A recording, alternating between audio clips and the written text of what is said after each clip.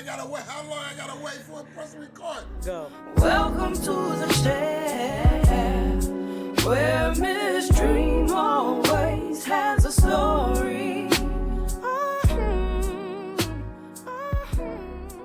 It's Dream, and we got a season 2.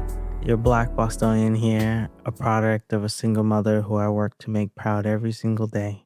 I'm a 3-degree holder, your veteran educator, your tech entrepreneur, and founder of the Chair platform. My platform is dedicated to supporting Black and Brown people on their hair journey by creating hair boards, connecting to hairstylists, and sharing haircare tips for a more joyous experience. My podcast is about sharing hair stories, educator stories, entrepreneurship stories, and stories surrounding identity with goals to leave you laughing, learning, and advocating. So come in and listen to the stories in the chair. Where we share stories in the chair. Hello, beautiful people. This is Niyonu. Niyonu, can you please introduce yourself? Hello, I am Niyonu, born Gwendolyn Denise. I still have those names, but I go by Niyonu since I was a sophomore in high school. I guess if there were 3 things about me that feel important to me, I would start with being a mom. I have 4 sons, 3 active ones. I am a musician and I live a spirit-centered life as a Black woman. So that's what I got. That's what I got right now. I met Niyonu. I was thinking about this earlier, almost 8 years ago, and I had the opportunity to go to one of your BD 101 retreats, specifically focused on race, and everybody was like, you gotta meet her. She's the one who created these retreats, and she's a facilitator. And I was like, oh man, this woman, she's gonna be intense. And then I met you, and you were just you had just such this freeness to you. And I was like, man, she can still have these heavy conversations with all these different personalities in the room and still feel like light on your feet. And I was like, okay. And that was right before I left for China. And I was like, okay, I just want to get to know you. And I was the youngest person there. And so I was like, man, I got invited, so I have to be prepared, even though I didn't know what was happening. But I thought you were just so kind to me, and also just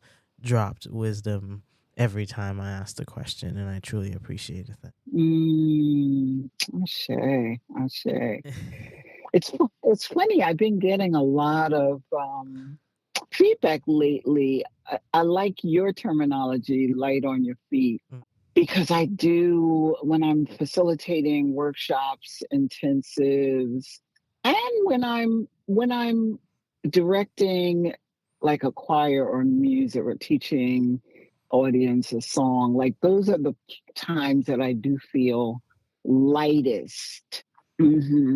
Like most grounded and lightest at the same time is how I would play. I feel like I'm exactly where I'm supposed to be. That exudes a certain kind of freeness, I think, evidently. Did you always see yourself in the field of education and facilitation? I think I saw myself always living into that role in community, and then learned that it was a field.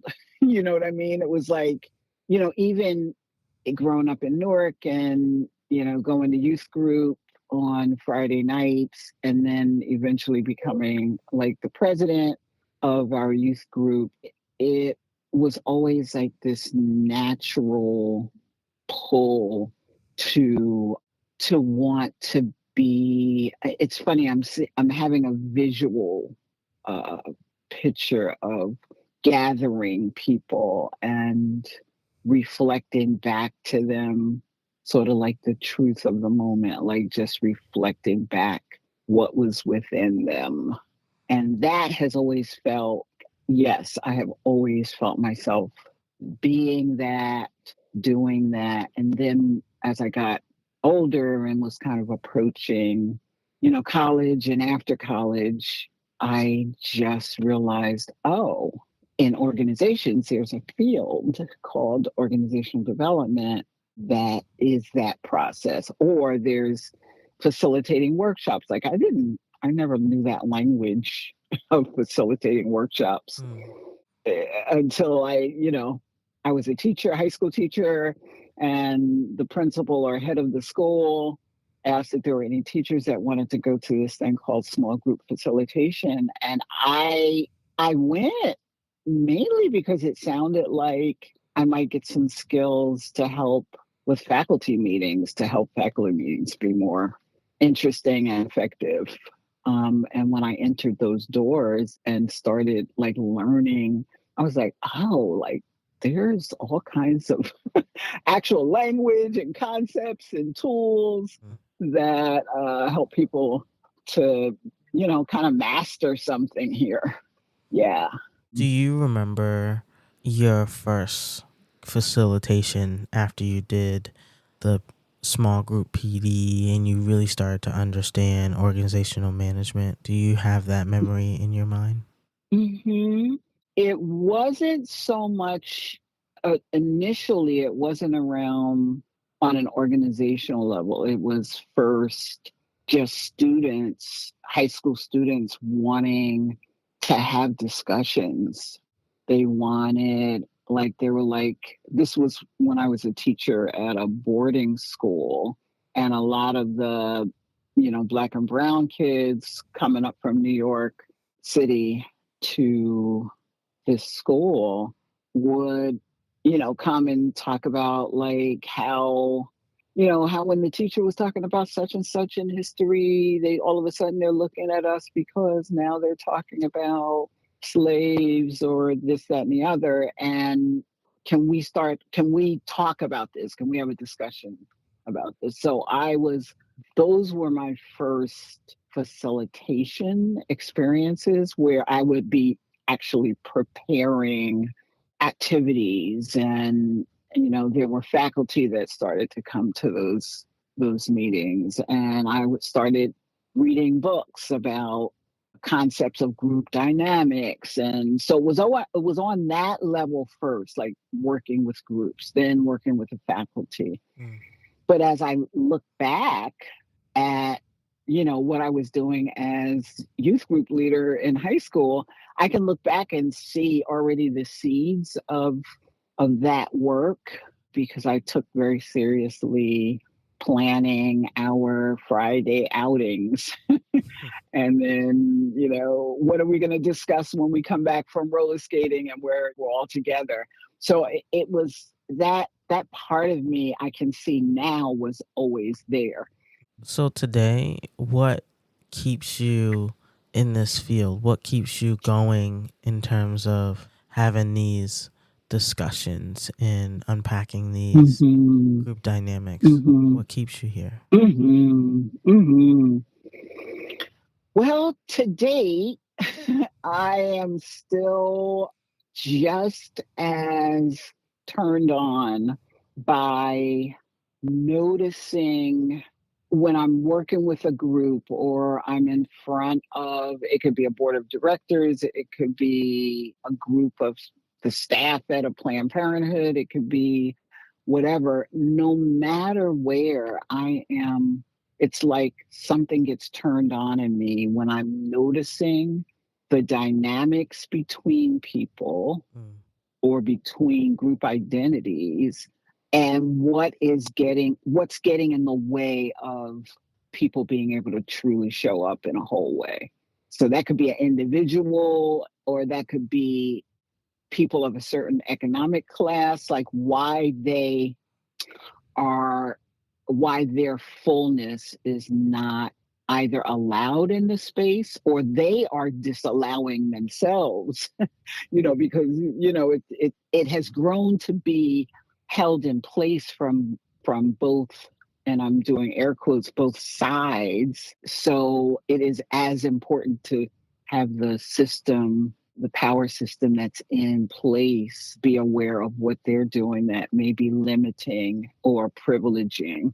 And to me, to get folks that have been less allowed or have been actually excluded to see how they are potentially participating in keeping that oftentimes a system of oppression in place.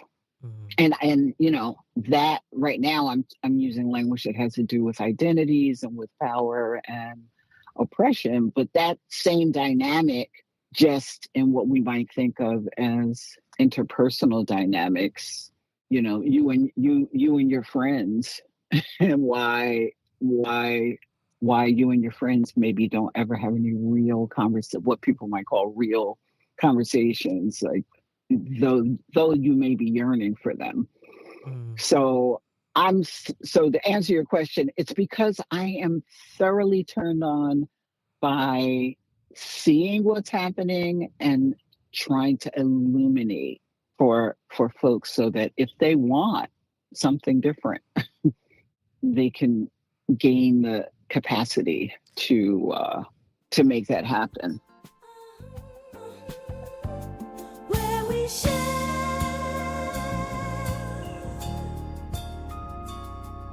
stories in the chair.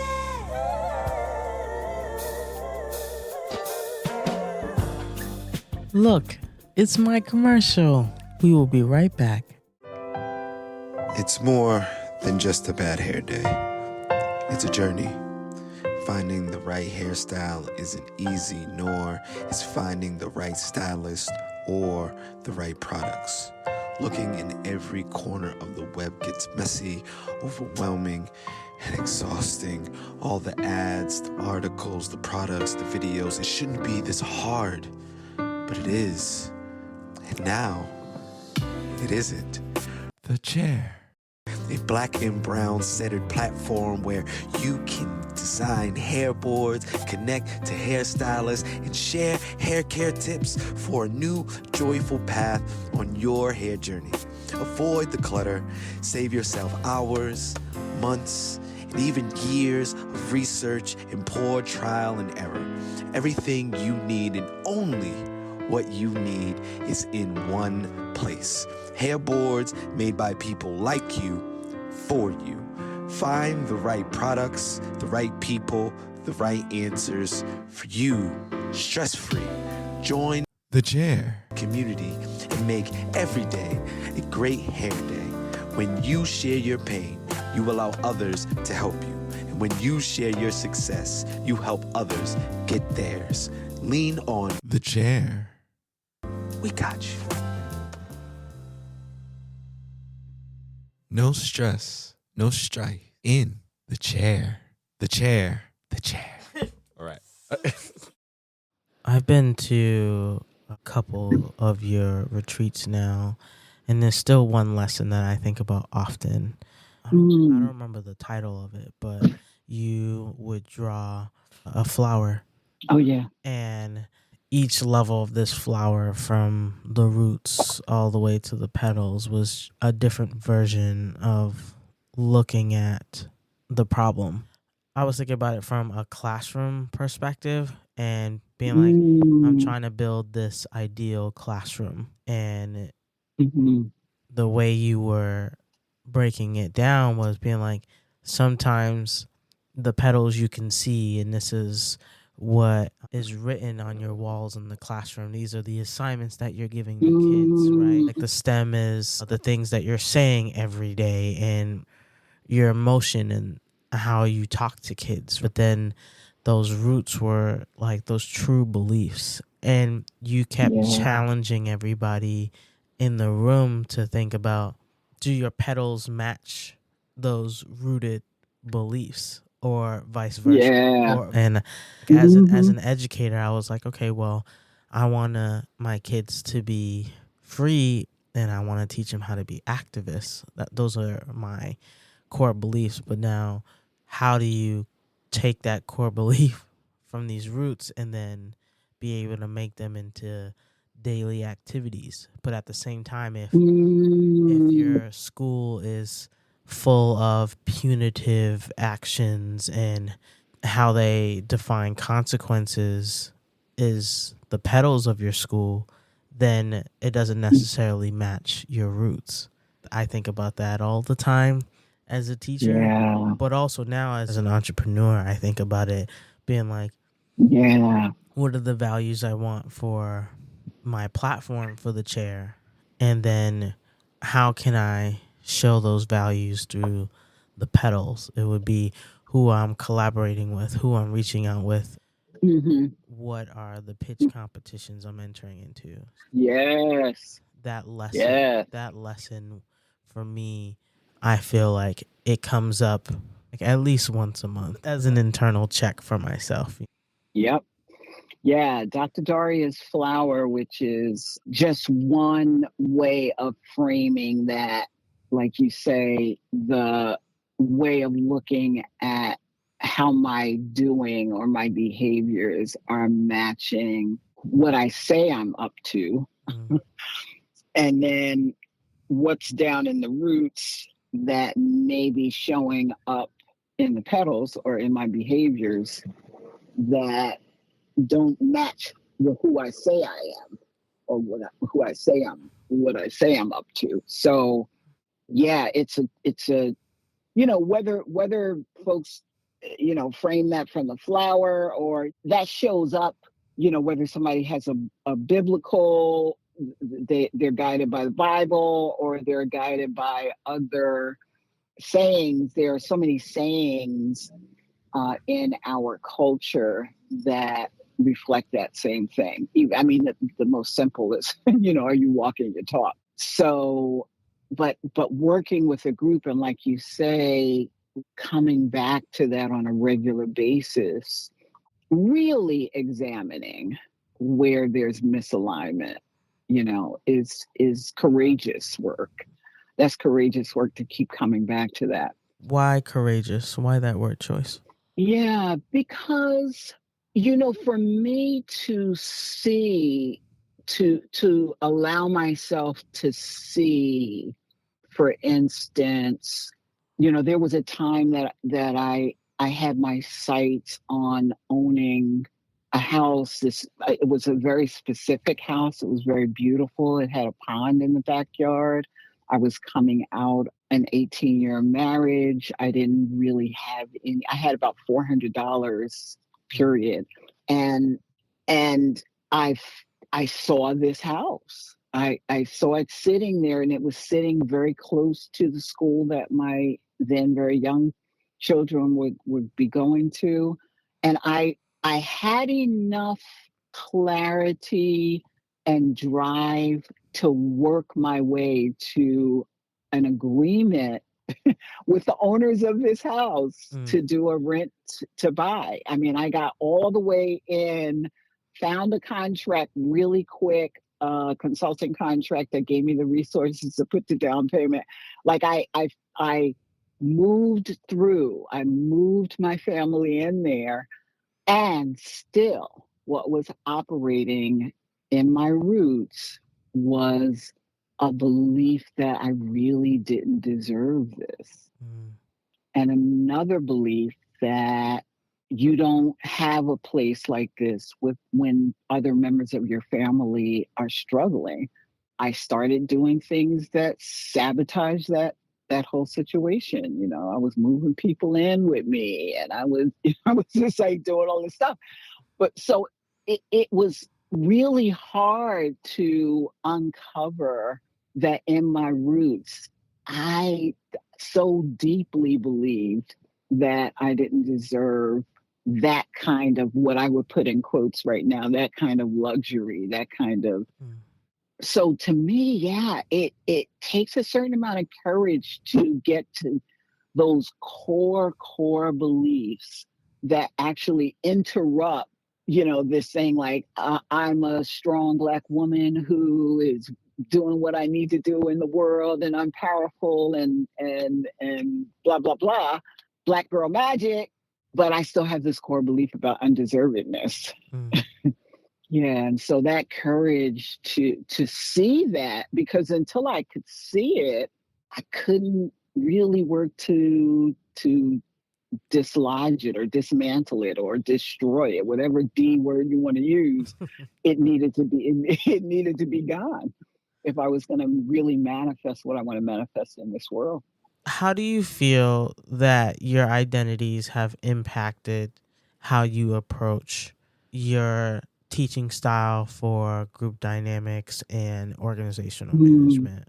hmm hmm Yeah. Well, I would say that the story that I just shared, Mm-hmm. the part of what happens is in there were a lot of identities that were very much associated with that sense of undeservedness. I would point to three in particular. One, uh, being Black Mm. and not deserving uh, good things, but definitely not deserving luxury. Growing up poor or growing up in a family that had a lot of gambling and drinking. So we might not have been we might not have been economically where we were if we didn't have that other stuff going on. Mm. And then the third, I would definitely say being raised in the Christian church that taught a lot of long suffering and you'll get your reward later. And so you put all of those together and Mm-hmm. there's a lot to be un you know disentangled. So yeah. And so the moving through those things, moving through, not to say that I'm all done by any stretch, but I have worked to move through a lot of that. And so when I'm working as whether it's, with young people, with youth, or with adults in an educational setting, I'm working with a tool of dismantling or destructuring Mm. those beliefs around identity that just interrupt. And I keep using showing up wholly, but whether you want to say wholeness or whether you want to say that interrupt effectiveness, mission effectiveness, Mm. you know that's more organizational language, but that same thing as me as a person. These are the things that are blocking my effectiveness in who I've come to be. Mm. So on an organizational level, it's the things that are blocking your vision and mission statements. And those things, oftentimes, they're not always down there in the roots, but the things that are perpetual and the things that are big blockers almost always have, you need to look at the roots to Mm. see. The chair. Oh, and if you're interested to learn more about my experiences as a Black woman and educator in Guangzhou, China, I wrote my first ebook titled Nowhere and Everywhere, Captured Emotions of a Beautifully Broken Love Story. It is on lulu.com. Take a read and see some beautiful photography of mine. Enjoy the rest of the show. The chair. Mission right now where you are building your own school centering around liberation. Mm-hmm. Mm-hmm. And based on what you've said, how does it feel taking apart, dismantling Mm-hmm. thoughts of traditional education to really start from a center of liberation? Yeah. Yeah. Woo! So many levels to it. Mm. Since the school will be for high school age youth. So you also, in addition to the identities that I've mentioned already, you also just have the beliefs and approaches to young people, the beliefs about young people, the beliefs and systematic policies and procedures that totally ignore the voice of young people. And then you have what's been internalized about that, right? So by young people. So, just having a group of young people in a room and asking them their opinion. Our summer camp just started, which is also in the same city of Chester where we plan to have the school. It takes, it's a 3-week camp. I would say it takes at least the full first week for young people to believe that we really do need to, for them to have a voice in how camp is run and so forth and so on. And then, for them to just begin to, with adults present. I mean, that's the thing about it, like to actually have, you know, co- some co-decision making.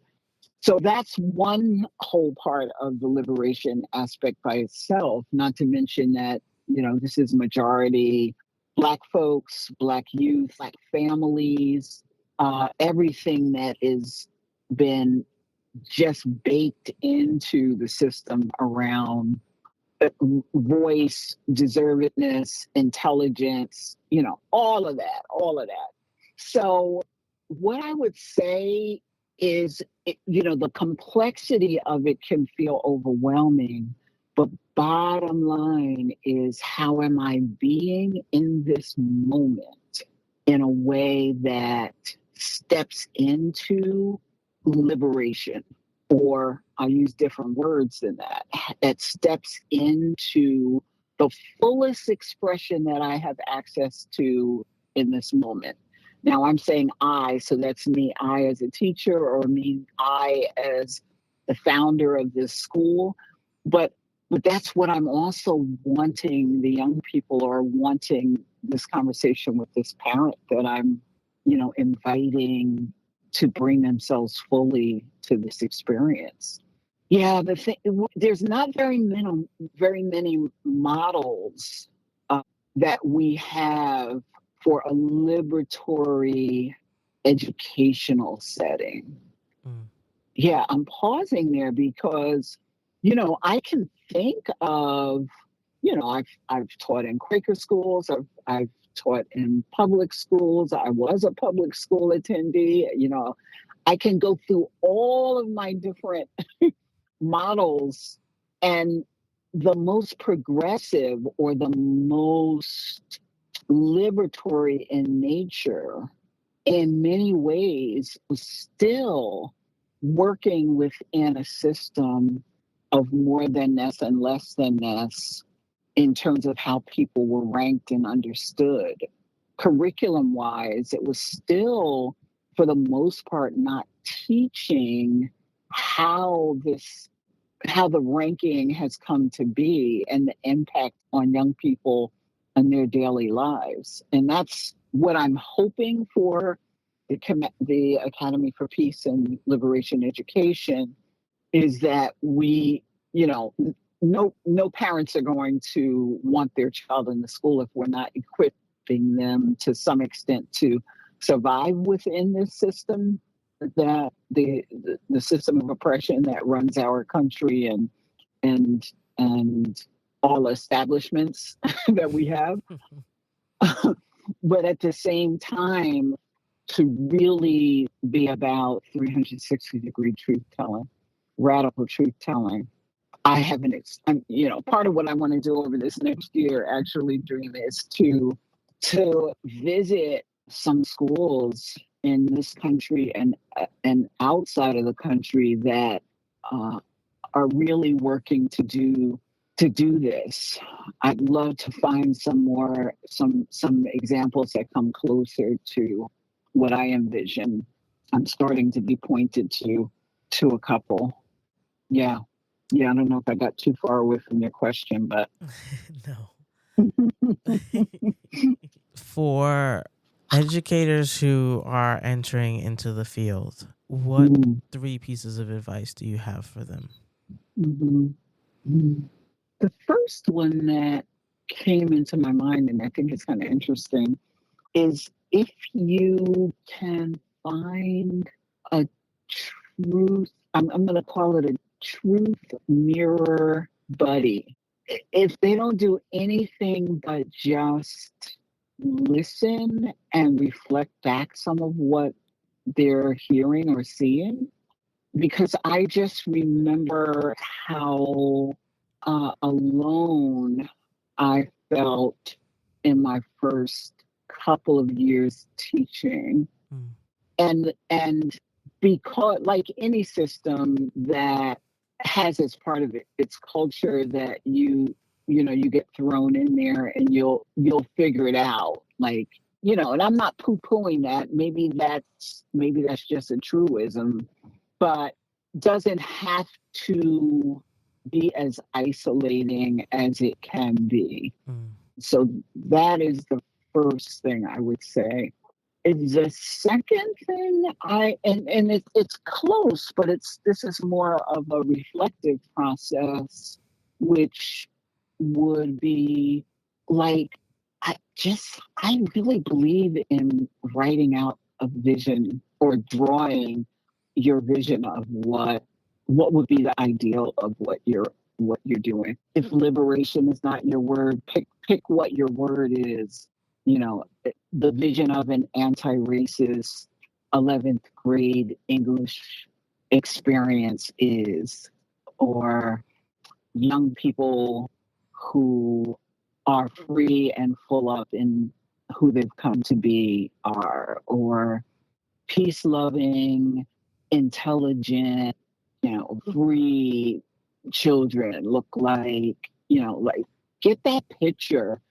I just feel like a lot of times we'll throw out concepts and almost like we assume what we're up to, but we don't really know what the highest potential expresses as. So that would be, and then the third thing would is dependent on that second thing, because the third thing would be set up some kind of a regular time to ask yourself, what specifically am I doing that matches or feels like it's bringing in that vision? And I always say, like, you can have some more abstract answers to that, but make sure you have a bunch of concrete, like, practical answers to that. Like, there are greetings that I do, like, I greet students in this way, or I have added such and such to my lesson plan.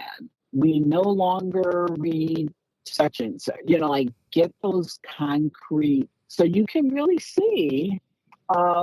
Because the other thing about us culturally, I think in general with our movements, is that we focus more on the negative than really acknowledging where there's a movement and where we are actually developing as transformers.